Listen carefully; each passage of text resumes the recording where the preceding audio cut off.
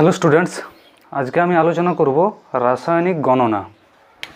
রাসায়নিক গণনা আলোচনা করার আগে আমি বলি রাসায়নিক বিক্রিয়া। দেখো, রাসায়নিক বিক্রিয়া কি? যে প্রক্রিয়ায় এক বা একাধিক পদার্থ যুক্ত হয়ে এক বা একাধিক নতুন পদার্থ উৎপন্ন করে সেই প্রক্রিয়াকে বলা হয় কি না রাসায়নিক বিক্রিয়া। যেমন ধরো, এখানে কার্বন যুক্ত হয়েছে অক্সিজেনের সঙ্গে, যুক্ত হয়ে কি উৎপন্ন করেছে? Carbon dioxide. এটা একটা রাসায়নিক বিক্রিয়া। কি হয়েছে? কার্বনের একটা পরমাণু অক্সিজেনের একটা অণুর সঙ্গে যুক্ত হয়েছে, যুক্ত হয়ে কার্বন ডাইঅক্সাইড উৎপন্ন করেছে। দেখো, এখানে কি না কার্বনের ধর্ম একরকম ছিল, অক্সিজেনের ধর্ম আর একরকম ছিল। যে নতুন পদার্থ উৎপন্ন হয়েছে কার্বন ডাইঅক্সাইড, এর ধর্ম পুরোপুরি আলাদা, এর আণবিক ওজন আলাদা। এখানে অক্সিজেনের আণবিক ওজন ছিল 32, এর ছিল 12, এর দুটো মিলিয়ে হয়ে গেছে 44। এর আণবিক ওজন কত হয়ে গেছে? 44। এর রাসায়নিক এবং ভৌত ধর্ম আলাদা। তাহলে রাসায়নিক বিক্রিয়ায় কি হয় না নতুন পদার্থ উৎপন্ন হয়। নতুন পদার্থ উৎপন্ন হয় যার রাসায়নিক ধর্ম এবং ভৌত ধর্ম অনেকটাই পরিবর্তন হয় যে পদার্থগুলো থেকে বিক্রিয়া করে উৎপন্ন হয় সেগুলোর থেকে। তো দেখো, বিক্রিয়ক, রাসায়নিক বিক্রিয়ায় বিক্রিয়ক এবং বিক্রিয়াজাত পদার্থ কি না রাসায়নিক বিক্রিয়াতে বিক্রিয়ক পদার্থ হচ্ছে সেগুলোই যেগুলো রাসায়নিক বিক্রিয়ায় অংশগ্রহণ করে। রাসায়নিক বিক্রিয়ায় অংশগ্রহণ করে যারা রাসায়নিক বিক্রিয়ায় অংশগ্রহণ করে এবং নতুন পদার্থ উৎপন্ন হতে সাহায্য করে তারা হচ্ছে বিক্রিয়ক পদার্থ। বিক্রিয়াজাত পদার্থ কি না বিক্রিয়ার পরে যে পদার্থ উৎপন্ন হয় সেটাই হচ্ছে বিক্রিয়াজাত পদার্থ। তাহলে এখানে বিক্রিয়ক পদার্থ এইগুলি বিক্রিয়ক পদার্থ। এটা কি না এটা হচ্ছে বিক্রিয়াজাত পদার্থ। বিক্রিয়াজাত পদার্থ। রাসায়নিক সমীকরণ কি? এরপর পড়বো আমরা রাসায়নিক সমীকরণ। আমি যে একটা রাসায়নিক বিক্রিয়া লিখলাম, কার্বন অক্সিজেন যুক্ত করে কার্বন ডাইঅক্সাইড তৈরি করলাম, এটাকে কিভাবে প্রকাশ করলাম? এই যে প্রকাশ করলাম এটাই হচ্ছে রাসায়নিক সমীকরণ। এটাকে সংজ্ঞার আকারে কি বলবো না বিক্রিয়ক এবং বিক্রিয়াজাত পদার্থের মধ্যে সমতা বিধান করে চিহ্ন সংকেতের মাধ্যমে প্রকাশ করার পদ্ধতিকেই বলে রাসায়নিক সমীকরণ। বিক্রিয়ক ও বিক্রিয়াজাত পদার্থের বিক্রিয়ক এবং বিক্রিয়াজাত পদার্থের সমতা বিধান করে চিহ্ন বা সংকেতের মাধ্যমে প্রকাশ করার পদ্ধতি হচ্ছে তোমার রাসায়নিক সমীকরণ। তাহলে সেটাই হচ্ছে আমার রাসায়নিক সমীকরণ। দেখো, এই যে চ্যাপ্টার আছে তোমাদের রাসায়নিক গণনা, এখান থেকে অঙ্কই বেশি আসবে, আর একটা কোশ্চেন এলে আসতে পারে, সেটা আমি আলোচনা করে দিচ্ছি। দেখো, এই যে আমরা এরপর পড়বো তোমার রাসায়নিক বিক্রিয়ার ভরের সংরক্ষণ সূত্র। তো রাসায়নিক বিক্রিয়ার ভরের সংরক্ষণ সূত্র কি? রাসায়নিক বিক্রিয়ার পূর্বে বিক্রিয়ক পদার্থের মোট ভর এবং বিক্রিয়ার পরে বিক্রিয়াজাত পদার্থের মোট ভর সর্বদাই সমান হবে। তাহলে কি বিক্রিয়ার পূর্বে বিক্রিয়ক পদার্থের মোট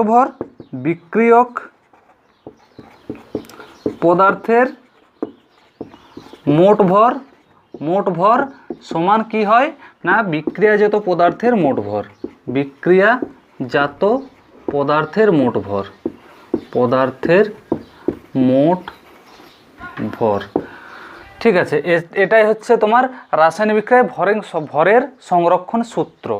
দেখো, এই সূত্রটা কি সবসময় মেনে চলে না। এটা সবসময় মেনে চলে না, কারণ আমরা দেখেছি যে রাসায়নিক বিক্রিয়া হওয়ার সময় তোমার অনেক অনেক বিক্রিয়া আছে, তাপমোচী বিক্রিয়া, প্রচুর তাপ উৎপন্ন হয়। এই তাপের উৎস কোথায়? তাপ তো আমরা দিইনি, বাইরে থাকে। তো এই তাপের উৎস কোথায়? তাপের উৎস হচ্ছে তোমার, আমরা আইনস্টাইনের বিখ্যাত থিওরি জানি, E =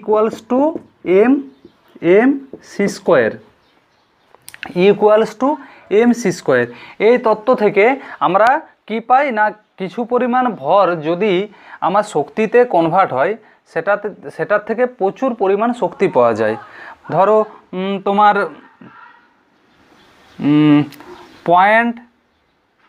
0.00000001 গ্রাম, মানে 10⁻⁴ কত হচ্ছে এটা?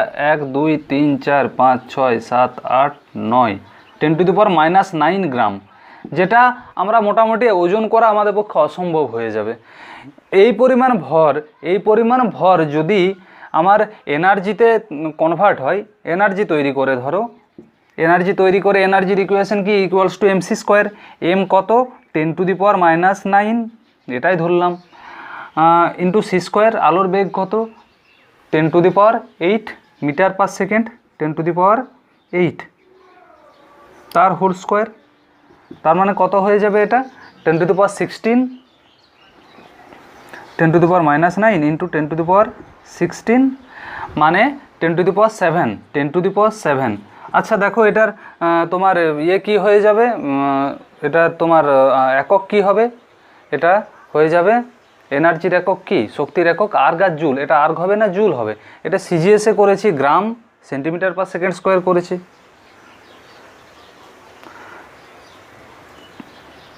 তাহলে এটা হয়ে যাবে তোমার আর্গ। তাহলে দেখো 10⁻7 আর্গ শক্তি উৎপন্ন করছে কত গ্রাম ভর না 0.4 এতগুলো 0.1, মানে এই ভরটা আমরা হয়তো মেজার করতেই পারি না এমনিতে, বা এই ভরের যে পরিবর্তন হয় এত শক্তি উৎপন্ন করার জন্য ন্যূনতম ভরের হ্রাস হচ্ছে। এই জন্যে এটাকে আমরা নেগলেক্ট করতে পারি এমনি রাসায়নিক বিক্রিয়ার ক্ষেত্রে। এগুলো কখন ধরা হয়, যখন পারমাণবিক বিক্রিয়া হয়, পারমাণবিক বিক্রিয়াতে ভাস্ট অ্যামাউন্টের প্রচুর পরিমাণ শক্তি উৎপন্ন হয়, তখন যে ভর বিচ্যুতিটা হয়, সেই ভর বিচ্যুতিটা কেন হয় না, ওই ভরটা এনার্জিতে কনভার্ট হয়ে যায়। দেখো আইনস্টাইনের মূল যেটা তত্ত্ব, সেটা আইনস্টাইনের তত্ত্ব হচ্ছে কি না, ভর বলে কোনো জিনিস নেই, পুরোটাই হচ্ছে এনার্জি, পুরোটাই এনার্জি, ভর বলে কোনো জিনিসই নেই। ভর যা এনার্জি তাই হলো ভর, যা এনার্জি তাই হলো ভর। এই যে কলম, এই কলমটার মধ্যে কি আছে, কলমটার মধ্যে ধরো অণু আছে, অণুর মধ্যে পরমাণু আছে, পরমাণুর মধ্যে কি আছে, পরমাণুর মধ্যে ইলেকট্রন আছে। ইলেকট্রন একমাত্র ফান্ডামেন্টাল কণা, মানে মূল কণা, ইলেকট্রনকে আর ভাঙা যায় না। তারপর নিউক্লিয়াস আছে, নিউক্লিয়াসের মধ্যে কে আছে, প্রোটন আছে, নিউট্রন আছে। প্রোটন আবার অ্যান্টিকোয়ার্ক, কোয়ার্ক অ্যান্টিকোয়ার্কে বিভক্ত আছে। মানে পুরোটাই শক্তি দ্বারা ঘুরছে, পুরোটাই শক্তি, মানে ভরের আমি যে পরিমাণ ভর পাচ্ছি এটা পুরোটাই শক্তি। যাই হোক, ওসব আলোচনার মধ্যে এখন আমাদের গিয়ে লাভ নেই, অত জটিল জিনিস মাথায় ঢুকিয়েও লাভ নেই। তো যেটা নিয়ে আলোচনা করছিলাম সেটা হচ্ছে যে ভরের সংরক্ষণ। তাহলে এটাকে আমি একটু মডিফাই করে বলতে পারি, একটু সংশোধন করে বলতে পারি। সংশোধিত রূপটা কি হয়ে যাবে না, বিক্রিয়ার পূর্বে বিক্রিয়ক পদার্থের মোট ভর ও শক্তি সমান বিক্রিয়ার পরে বিক্রিয়াজাত পদার্থের মোট ভর ও শক্তি। এটা বললে আর কোনো আমার ভুল হওয়ার কোনো জায়গা নেই। এটা বলে দিই তাহলে যে বিক্রিয়ার পূর্বে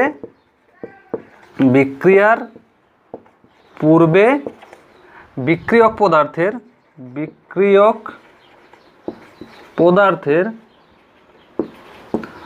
মোট ভর ও শক্তি সমান কি হয়ে যায় না, বিক্রিয়াজাত পদার্থের মোট ভর ও শক্তি সমান বিক্রিয়াজাত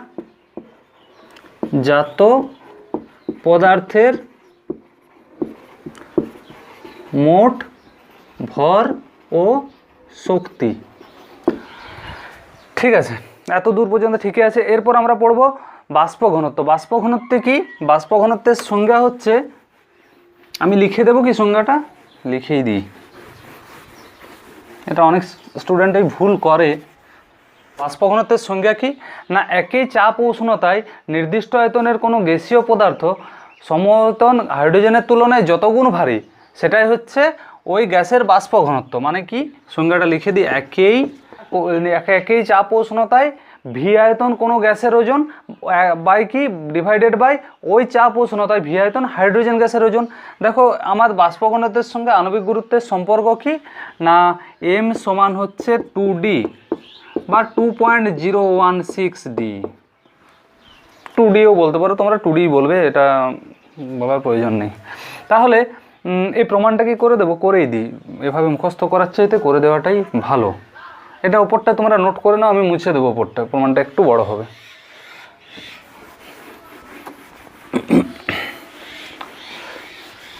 তাহলে বাষ্প ঘনত্ব ডি সমান কি পেলাম আমরা, একই চাপ ও উষ্ণতায় ভি আয়তন গ্যাসের ওজন বাই কি ভি আয়তন হাইড্রোজেন গ্যাসের ওজন।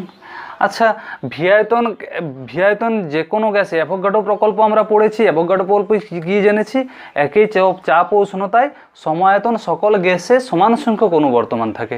তাহলে ভি আয়তন যে কোনো গ্যাসে আমি ধরে নিলাম যে এন সংখ্যক অণু বর্তমান থাকবে। এন সংখ্যক ভি আয়তন গ্যাসে যে গ্যাসটার বাষ্প ঘনত্ব আমি নির্ণয় করব সেটার মধ্যে যদি এন সংখ্যক থাকে তাহলে সেই চাপ উষ্ণতায় হাইড্রোজেন গ্যাসের মধ্যেও এন সংখ্যক থাকবে, এটা অ্যাভোগাড্রো বলে গিয়েছিলেন এবং এটা প্রমাণিত।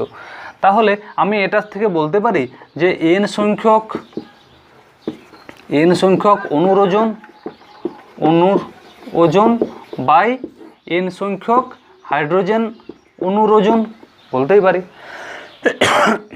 বলতে পারি এটা থেকে একটি অণুর ওজন বাই একটি হাইড্রোজেন অণুর ওজন। আচ্ছা, একটা হাইড্রোজেন অণু দুটো পরমাণু নিয়ে গঠিত হয়, তার মানে একটা হাইড্রোজেন অণুকে আমি বলতে পারি দুটি হাইড্রোজেন পরমাণুর ওজন বা 2 × একটি হাইড্রোজেন পরমাণুর ওজন। তাহলে দেখো কি বলতে পারি, একটি অণুর ওজন বাই 2 × একটি হাইড্রোজেন পরমাণুর ওজন। এরপর দেখো এই দুইটা বাদ দিয়ে বাকি জিনিসটা কি? বাকি জিনিসটাই তো আমার হচ্ছে আণবিক গুরুত্ব। আণবিক গুরুত্বের সংখ্যা কি? কোনো একটি অণু একটি হাইড্রোজেন পরমাণুর তুলনায় যত গুণ ভারী সেটাই হচ্ছে তার আণবিক গুরুত্ব। তো এটাই বেরিয়েছে। এটা সমান আমি এম লিখতে পারি আণবিক গুরুত্ব, বা m/2। এটা সমান আণবিক গুরুত্ব লিখলে m/2 হয়।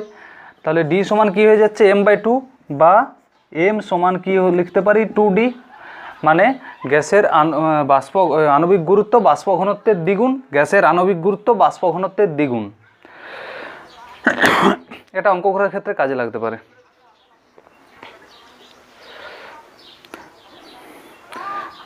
এরপর দেখো আমরা সরাসরি অঙ্কতে চলে যাবো, কত অঙ্ক করব। এই চ্যাপ্টার থেকে অঙ্কই আসবে, মুছে দিতে পারি, এটা নোট করা হয়ে গেছে। 1.008 গ্রাম হাইড্রোজেন গ্যাস প্রস্তুত করতে কত গ্রাম বিশুদ্ধ জিঙ্ককে লঘু H2SO4-এর সঙ্গে বিক্রিয়া করতে হবে? অবিশুদ্ধ জিঙ্কের নমুনাটি 75% বিশুদ্ধ। উৎপন্ন হাইড্রোজেনের এসটিপিতে আয়তন কত? জিঙ্কের অ্যাটমিক ওয়েট হচ্ছে 65.4। জিঙ্কের অ্যাটমিক ওয়েট 65.4। তাহলে আমি এখানে বিক্রিয়াটা লিখব। আমি এই অঙ্ক করার ক্ষেত্রে কি করব, প্রথমেই রাসায়নিক বিক্রিয়াটা লিখব, সেটাকে সমতা বিধান করব, বা সেটাকে ব্যালেন্স করব। তাহলে লিখব জিঙ্ক প্লাস H2SO4 বিক্রিয়ায় কি উৎপন্ন হয়? বিক্রিয়া উৎপন্ন হয় ZnSO4 প্লাস হাইড্রোজেন। বিক্রিয়াটা ব্যালেন্স হয়ে আছে, ব্যালেন্স করার প্রয়োজন নেই। তারপর নির্ণয় করব যে কত গ্রাম জিঙ্ক কত গ্রাম H2এর সঙ্গে বিক্রিয়া করেছে, কত গ্রাম জিঙ্ক সালফেট উৎপন্ন করেছে, কত গ্রাম হাইড্রোজেন উৎপন্ন করেছে। দেখো এখানে আমার কাজ হচ্ছে শুধুমাত্র তোমার হাইড্রোজেন আর জিঙ্ককে নিয়ে, বাকিদের আমার কোনো দরকার নেই। তোমাকে হয়তো সবগুলো দিয়ে দেবে, কিন্তু সবগুলো বের করার প্রয়োজন নেই, যেগুলো দরকার সেগুলোই বের করবে। তাহলে জিঙ্কের কত? 65.4। তাহলে দেখো এখানে হাইড্রোজেনের কত? 2.016। হাইড্রোজেনের তোমার অ্যাটমিক ওয়েট হচ্ছে 1.008। তাহলে এর আণবিক গুরুত্ব হয়ে যাবে 2.016।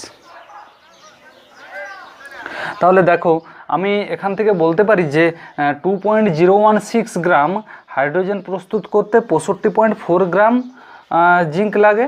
তাহলে 2.016 গ্রাম হাইড্রোজেন প্রস্তুত করতে কত গ্রাম জিঙ্ক লাগে? 65.4 গ্রাম জিঙ্ক লাগে। তাহলে 1 গ্রাম প্রস্তুত করতে কত লাগবে? 65.4 বাই 2.016 গ্রাম জিঙ্ক লাগবে। আর 1.008 গ্রাম প্রস্তুত করতে কত লাগবে? না 65.4 বাই 2.016 ইন্টু 1.008। তাহলে দেখো গ্রাম জিঙ্ক লাগবে, সমান কত হয়ে যাবে? আমি এখানে ক্যালকুলেটরটা লাগাবো। এটা দেখো 2 দিয়ে কাটবে, 2।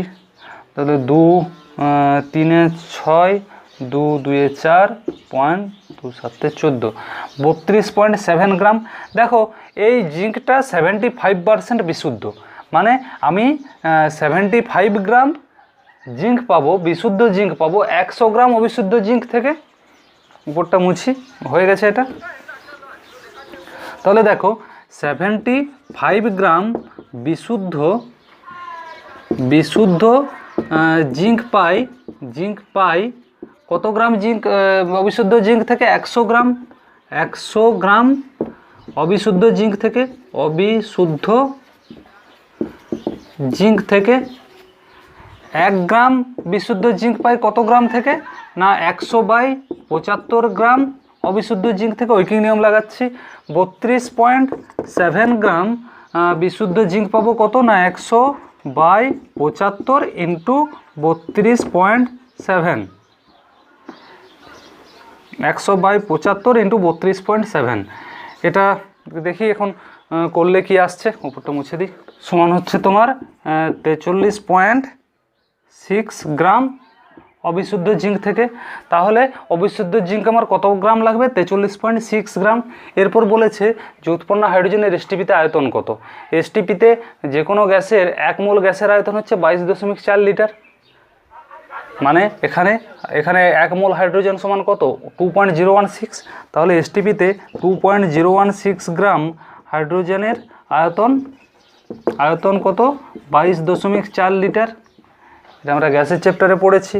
তাহলে 1.008 গ্রাম হাইড্রোজেনের আয়তন কত না 22.4/2.016 ইন্টু 1.008 সমান কত 11.2 লিটার। তাহলে এসটিপিতে উৎপন্ন হাইড্রোজেন গ্যাসের আয়তন কত হয়ে যাবে 11.2 লিটার। 20 গ্রাম KClO3 থেকে যে পরিমাণ অক্সিজেন উৎপন্ন হয় তা কত গ্রাম হাইড্রোজেনকে, তা কি পরিমাণ হাইড্রোজেনকে জলে পরিণত করবে, তা কি পরিমাণ হাইড্রোজেনকে জলে পরিণত করবে।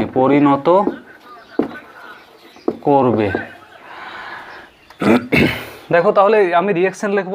KClO3 থেকে কি হয় টুয়াইস KClO3, কি উৎপন্ন হয় twice KCl plus thrice O2। এখানে আমি সমীকরণটা সমাতা বিধান করে দিয়েছি, আমি ওজনগুলো লিখব। পটাশিয়ামের কত, পটাশিয়ামের হচ্ছে 39, পটাশিয়ামের 39, ক্লোরিনের 35.5 আর অক্সিজেনের তো 16 আমরা সবাই জানি, আর কিছু নেই তো। তাহলে দেখো পটাশিয়ামের কত আছে 39 যুক্ত 35.5 যুক্ত কত 3 গুণিত 16 কত হচ্ছে 2 ইন্টু, আমার KCl নিয়ে কোনো দরকার নেই, আমার দরকার তাহলে এখানে এর ওজন বের করারও প্রয়োজন নেই, আমি দরকার এখানে অক্সিজেনের। তাহলে 3 ইন্টু অক্সিজেনের 32, 16 গুণিত 2 32। তাহলে এটার ক্যালকুলেশনটা আগে করি। এটা হচ্ছে 245, 245।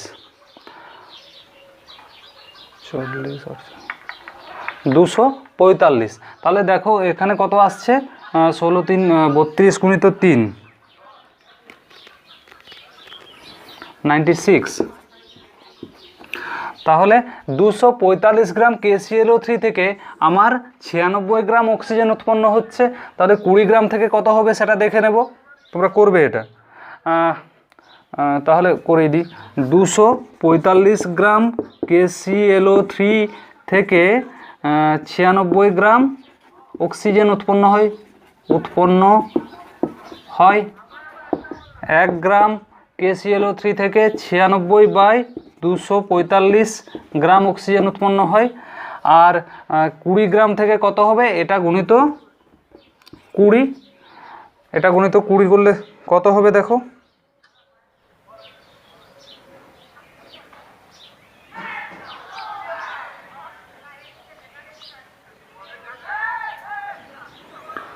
সমান হচ্ছে 7.84 গ্রাম। তাহলে 7.84 গ্রাম অক্সিজেন উৎপন্ন হবে। তাহলে কি পরিমাণ অক্সিজেন উৎপন্ন হবে সেটা বের করেছি আমি। এটা কি বলেছে যে কি পরিমাণ হাইড্রোজেনকে জলে পরিণত করবে। তাহলে আমরা দেখে নিই জল আর অক্সিজেনের সঙ্গে হাইড্রোজেনের বিক্রিয়ায় কিভাবে জল উৎপন্ন হয়। তাহলে 7.4 গ্রাম অক্সিজেন উৎপন্ন হয়েছে। দেখো হাইড্রোজেন প্লাস অক্সিজেন কি উৎপন্ন হয়, H2O। এখানে ব্যালেন্স করতে গেলে কি করতে হয়, দুটো হাইড্রোজেন দিতে হয়, দুটো জল উৎপন্ন হয় এখানে। তাহলে দেখো 2.016 ইন্টু 2, এখানে কত, 16 দুগুণে 32, উৎপন্ন হয় কত না 2 ইন্টু 18.016, যেহেতু ওটা করছি ওটাও করে দিলাম 18.016। তাহলে এখানে দেখো কি হচ্ছে 2 ইন্টু 2.016, তাহলে 4.032 গ্রাম হাইড্রোজেন যুক্ত হচ্ছে 32 গ্রাম অক্সিজেনের সঙ্গে, দিয়ে তোমার 36.032 গ্রাম জল উৎপন্ন করছে। তাহলে এখানে দেখো 32 গ্রাম অক্সিজেন 4.032 গ্রাম হাইড্রোজেনকে জলে পরিণত করছে। তাহলে 32 গ্রাম অক্সিজেন 4.032 গ্রাম হাইড্রোজেনকে জলে পরিণত করে। তাহলে তোমার এখানে কত উৎপন্ন হয়েছে আমার অক্সিজেন, 7.84 গ্রাম অক্সিজেন কত গ্রাম হাইড্রোজেনকে জলে পরিণত করবে না 4.032/32 ইন্টু 7.84। এটার ক্যালকুলেশন করলে কত আসবে,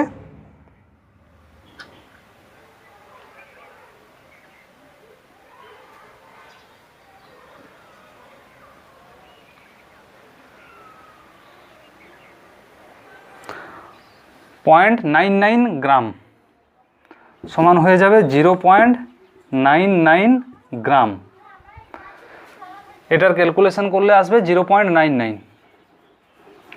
তাহলে দেখো না 7.84 গ্রাম 0.99 গ্রাম হাইড্রোজেনকে জলে পরিণত করে। তাহলে 7.84 গ্রাম অক্সিজেন 0.99 গ্রাম হাইড্রোজেনকে জলে পরিণত করে। ঠিক আছে, তাহলে 20 গ্রাম KClO3 থেকে যে অক্সিজেন উৎপন্ন হয় তা 0.99 গ্রাম অক্সিজেনকে হাইড্রোজেনকে জলে পরিণত করবে। 10 গ্রাম CaCO3 এর সঙ্গে লঘু HCl এর বিক্রিয়ায় উৎপন্ন কার্বন ডাইঅক্সাইডের আয়তন 27 ডিগ্রি সেন্টিগ্রেড তাপমাত্রায় ও 780 mm Hg চাপে কত হবে। দেখো তাহলে আমি আগে বিক্রিয়াটা করব। CaCO3 প্লাস HCl কি উৎপন্ন হয়, CaCl2 প্লাস CO2। বিক্রিয়া ক্যালসিয়ামের সঙ্গে কত গ্রাম ক্যালসিয়াম কত গ্রাম কার্বন ডাইঅক্সাইড উৎপন্ন করছে সমতাযুক্ত সমীকরণে আমরা দেখে নেব আগে। ক্যালসিয়ামের কত 40 প্লাস কার্বনের 12, অক্সিজেনের কত 16 গুণিত 3। এটা হচ্ছে এর আণবিক ওজন। কার্বন ডাইঅক্সাইডের কত হয়ে যাবে, কার্বনের 12, অক্সিজেনের 16 দুগুণে 32। তোমরা এই কিছু তোমার অ্যাটমিক ওয়েটগুলো মনে রাখবে, কিছু অ্যাটমিক ওয়েট মনে রাখবে, পারমাণবিক গুরুত্ব কিছু মনে রাখবে, যে পারমাণবিক ওজন কিছু মনে রাখবে, কারণ সব ক্ষেত্রে নাও দিতে পারে। যেগুলো ওয়েল নোন জানা উচিত সেগুলো হয়তো দেবে না, কিছু মনে রাখবে, সেই জন্য আবার দিতেও পারে। তাহলে এটা দেখো ক্যালকুলেশন করলে 100 আসছে, এটা আসছে কত 44। তাহলে দেখো 100 গ্রাম CaCO3 বিয়োজিত হয়ে 44 গ্রাম কার্বন ডাইঅক্সাইড উৎপন্ন করে। তাহলে 100 গ্রাম 10 গ্রাম CaCO3 বিয়োজিত হয়ে কত গ্রাম কার্বন ডাইঅক্সাইড উৎপন্ন করবে, 100 গ্রাম CaCO3 বিয়োজিত হয়ে 44 গ্রাম কার্বন ডাইঅক্সাইড উৎপন্ন করে। অতএব 10 গ্রাম CaCO3 বিয়োজিত হয়ে কত গ্রাম কার্বন ডাইঅক্সাইড উৎপন্ন করবে, 4.4 গ্রাম CO2 উৎপন্ন করবে।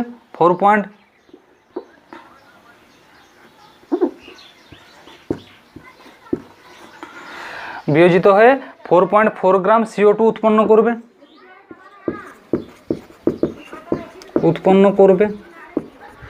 দেখো আমাকে এখানে কি বলেছে, যে এই 4.4 গ্রাম অক্সিজেন কার্বন ডাইঅক্সাইডের এই কন্ডিশনে আয়তন কত হবে। তাহলে এটাকে আমি মোলে বের করে নেব। 1 মোল সমান কত জানি, কত গ্রাম কার্বন ডাইঅক্সাইড? 44 গ্রাম কার্বন ডাইঅক্সাইড। তাহলে 1 মোল এই 44 গ্রাম কার্বন ডাইঅক্সাইড, 44 গ্রাম CO2 সমান কি 1 মোল, আর 4.4 গ্রাম CO2 সমান কত? 1/10 সমান 0.1 মোল, 0.1 মোল। এরপর দেখো আমি এটা গ্যাসীয় অবস্থার সমীকরণে লাগাবো। গ্যাসীয় অবস্থার সমীকরণ কি না, PV equals to nRT, PV equals to nRT. এনটা কি মোল নাম্বার, আর পিটা হচ্ছে প্রেসার, আরটা হচ্ছে তোমার সর্বজনীন গ্যাস দ্রবক, টিটা টেম্পারেচার। এখানে দেখো আমি তাহলে কি কি ডাটা আমার দেওয়া আছে দেখে নিই একটু। পি কত দেওয়া আছে? পি দেওয়া আছে 780 mmHg। আচ্ছা, চাপকে আমরা এখানে আর এর মান বস করাবো লিটার অ্যাটমসফিয়ার। আমি গ্যাসের চ্যাপ্টারে বলেছি, তোমরা যদি গ্যাসের ভিডিওটা না দেখে থাকো ওটা দেখে নেবে, ওখানে অঙ্কগুলো আমি কতই করেছি, আরও পরে করিয়ে দেবো। ওখানে এই জিনিসগুলো নিয়ে আলোচনা করেছি। তাহলে এখানে আমি আর আলোচনা করবো না।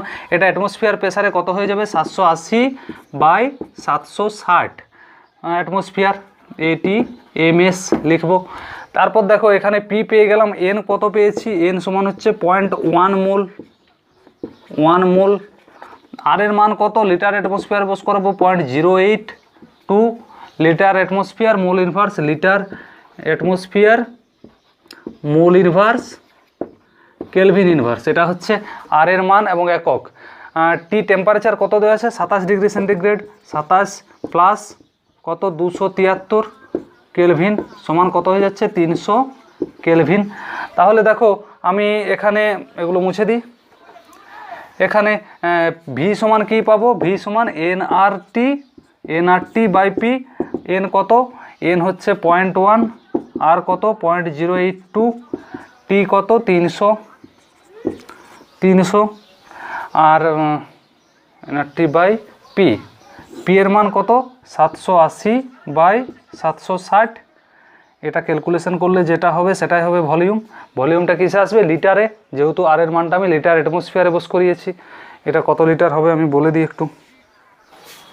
এটা আসছে ক্যালকুলেশন করলে 3.4 লিটার। তাহলে দেখো 3.4 লিটার কার্বন ডাইঅক্সাইড উৎপন্ন হবে এই কন্ডিশানে। ঠিক আছে, এখানে আমি 3টা অঙ্কই করালাম, আরও অঙ্ক অনেক আছে, এখান থেকে তোমরা প্র্যাকটিস করবে অনেক অঙ্ক, আমি আরও কিছু অঙ্ক করিয়ে দেবো এখানে। তো এখান থেকে মূলত অঙ্কই আসবে, আশা করি তোমরা বুঝতে পারলে। এরকম হয়তো দিতে পারে যে এই চ্যাপ্টারের সঙ্গে গ্যাসের চ্যাপ্টারের কিছু একটা লিঙ্ক করিয়ে অঙ্ক দিয়ে দিতে পারে, সেক্ষেত্রে তোমরা একটু কেয়ারফুলি করার চেষ্টা করবে, আশা করি পারবেও তোমরা। ঠিক আছে, আজকে এই পর্যন্তই।